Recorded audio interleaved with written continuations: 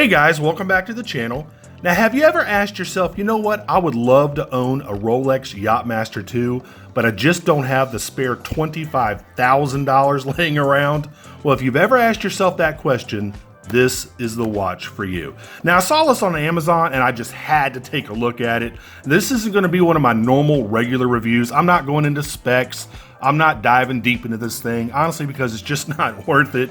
It was just something fun that I saw that I wanted to show y'all. And if you want to look like you own a Rolex Yachtmaster 2 for a couple seconds, again, this is your watch. Now, this is made by So & Co. out of New York. I have no idea what the So and the Co means, but I just had to take a look at this. Now, this isn't currently on their website. They have a different model that actually looks more like an actual Yachtmaster, but this one has the two-tone bracelet that looks like the Yachtmaster. So there are a couple different models out there, and I think this is hilarious. Now, again, a regular Rolex Yachtmaster 2 comes in at right around $25,000. Let me go ahead and put that up on the screen for you. That's the real deal, okay?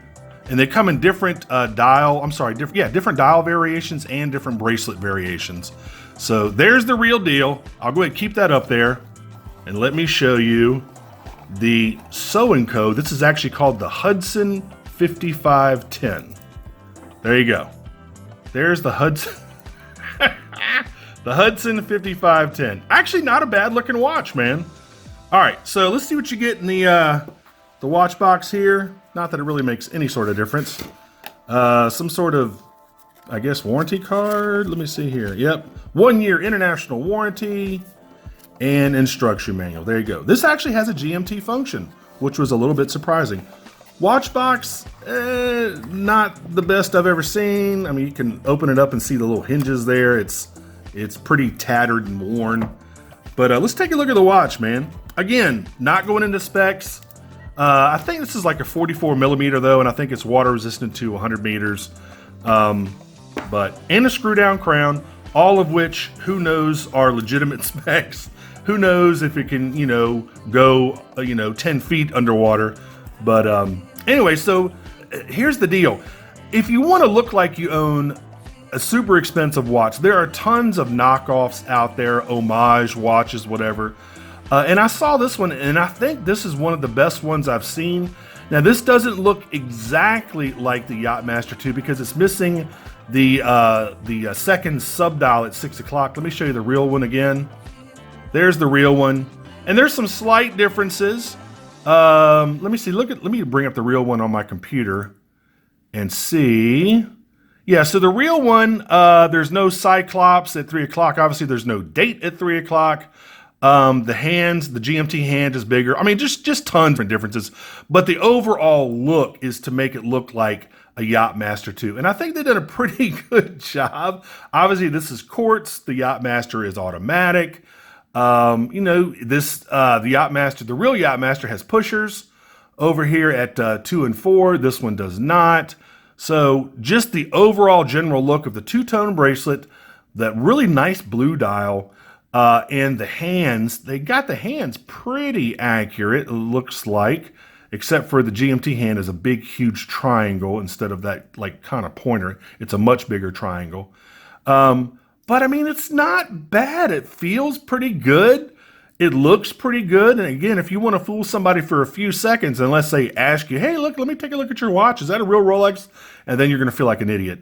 Or maybe you won't. Maybe you won't care. Maybe you love rocking the fake Rolexes and the homage watches. Whatever. It's up to you, man. Do what you like. But if you want to look like a baller for a couple seconds, this is the watch. Really not bad. You got a screw down case back there. Nothing. I mean, it's got, I guess, SoCo and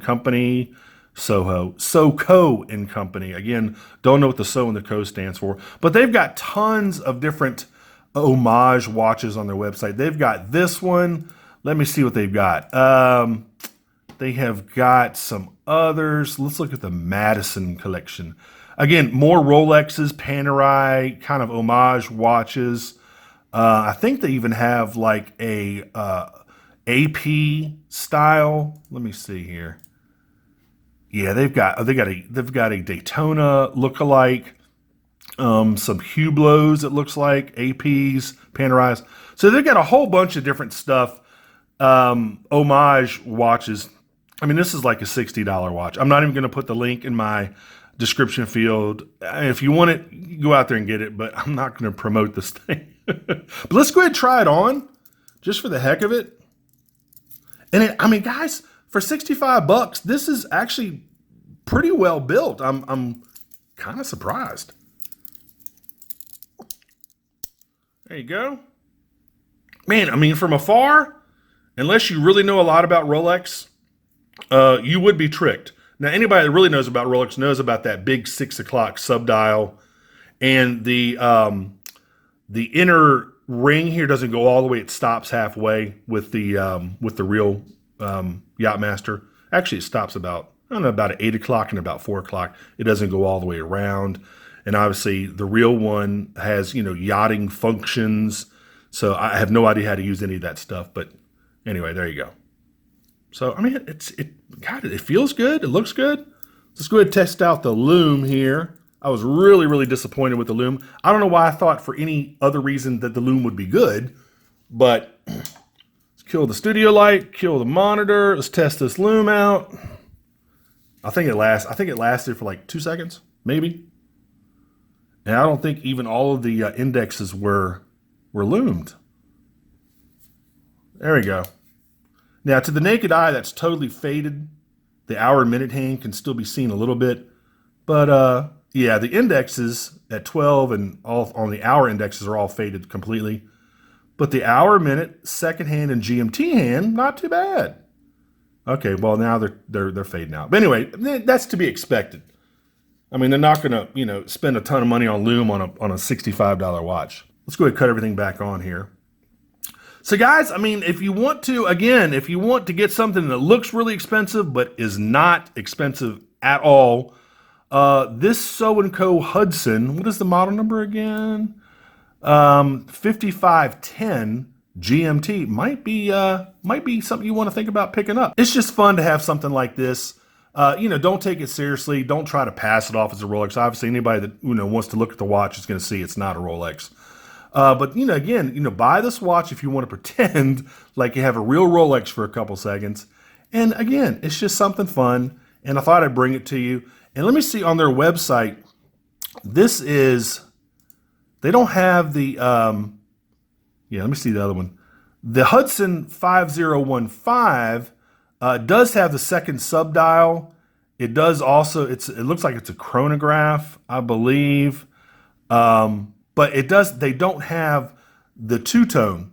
Now, the real Rolex comes in that two-tone color. So with one model, it looks more like the real Rolex Yachtmaster 2 because of the bracelet. The other model, it looks more like the real Yachtmaster because of the dial. So the 5510, this version, looks more like the Yachtmaster because of the bracelet.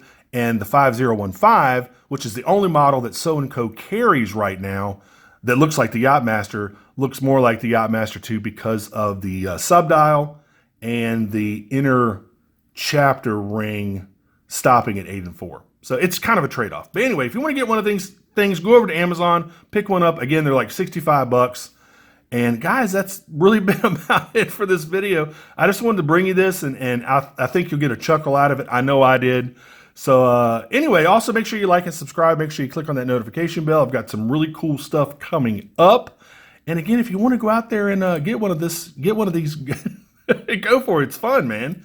It's just kind of a fun looking watch and decently built. I'm kind of, the bracelet feels great. I'm a little surprised, man. It's actually not a bad, for 65 bucks, not a bad watch, and obviously a great looking watch. Really cool. All right, guys, until the next review, I'll see y'all later. Take care. Bye-bye.